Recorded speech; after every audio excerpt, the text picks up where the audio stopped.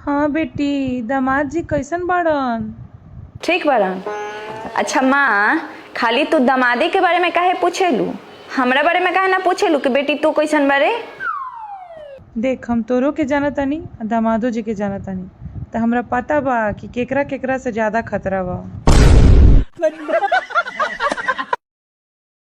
रोज रात के 10-11 बजे आवे नहीं, खा के सूत जानी। दिन भर का भला ना भला पूछे नहीं तो हिलाई ना, बातचीत तो करे के बा ना हमरा से। तो हमारे 10-11 बजे ले ड्यूटी रहेला तो हम का करी?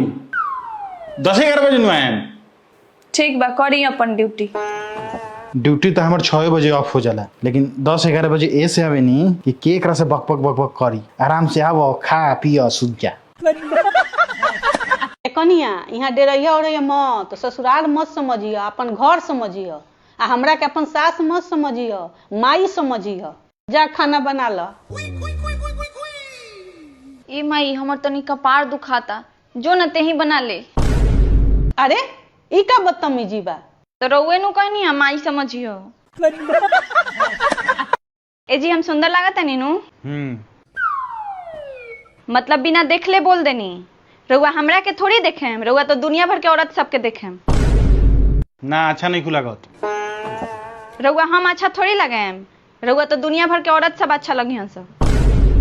हमरा पता होता नहीं है कि अच्छा लगता रुकी ना, हमरा से मत पूछो। रउआ हमरा बारे में थोड़ी पता रही, रउआ तो दुनिया भर के औरत सबके बारे में पता रही। अब हम कुछ बोलबे ना करें। रउआ हमरा बारे में थोड़ी बोलेम, रउआ तो दुनिया भर के औरत सबके बारे में बोलेम।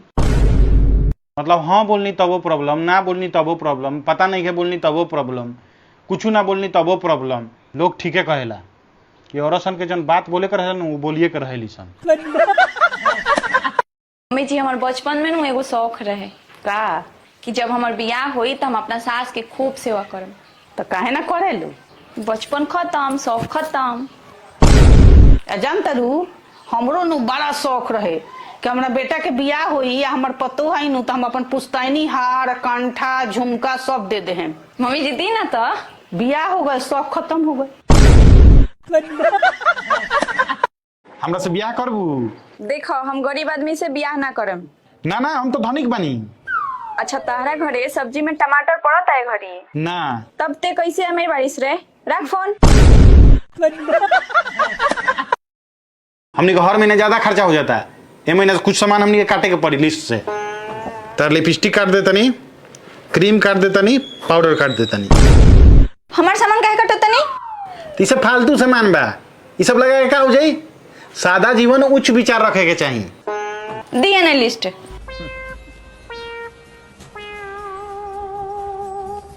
मैदा काट देता नहीं, रिफाइन काट देता नहीं, आई पनीर भी अब ना आई और चाय पत्ती भी ना आई। खाली हम रूखा सूखा खाएम का? हाँ, सादा जीवन उच्च विचार। रोज रात के 10-11 बजे आवे नहीं, खा के सूत जानी। दिन भर का भला ना भला पूछे नहीं तो हिलाई ना, बातचीत तो करे के बा ना हमरा से। तो हमारे 10-11 बजे ले ड्यूटी रहेला तो हम का करी? 10-11 बजे नु आएम। ठीक बा, करी अपन ड्यूटी। ड्यूटी तो हमारे 6 बजे ऑफ हो जाला, लेकिन 10-11 बजे ऐसे आवे नहीं कि केकरा से बक बक बक बक करी। आराम से आवो, खा पियो, सूत जा। है तू कभी कभी नो हमरा अच्छा लगे। अच्छा, कभी कभी एकर मतलब हम हमेशा रउआ खराब लगे नहीं। आज हमरा पता चलल कि रउआ मन में हमरा लकाब बा। जय रउआ से हम ना बात करें अब। ई तारीफो करे नहीं तब झगड़ा कैसे हो जाला? अरे तेरे जुल्मों का जरिया हो गया हूँ। ये गर्मी कुछ तो रहम कर, मैं बहुत करिया हो गया हूँ। शराब उत्पादन करने वाले की गलती है, पीने वाले की कोई गलती नहीं है। पीने वालों की सहायता से आप शराब को पकड़ सकते हैं। तारे तोरिये तारे पर आ जाए उतार। बता तो तोरा घर में आवत रहनी हो तो तोरा घर में से हमरा के कोनो हरामी के औलाद कहलक हो, ई कोनो बात भेल?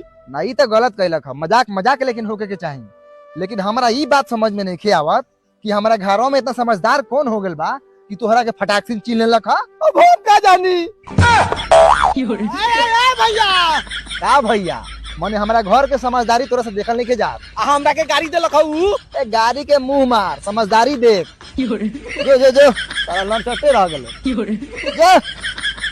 ले आओ जल्दी मारी 2-4 बोतल। पिता को, पापा को इंग्लिश में क्या कहते हैं? पापा को हाँ, फादर, वेरी गुड। मम्मी को क्या कहते हैं? मदर, अरे वाह। चाचा को? चादर, चादर नहीं कहते हैं, अंकल कहते हैं। अच्छा अच्छा अंकल अंकल। हाँ, और चाचा की वाइफ को? एंटीना, एंटीना नहीं, आंटी। अच्छा अच्छा अच्छा सॉरी सॉरी आंटी। हाँ, और आंटी के बच्चे को हम लोग क्या कहते हैं? Anti virus.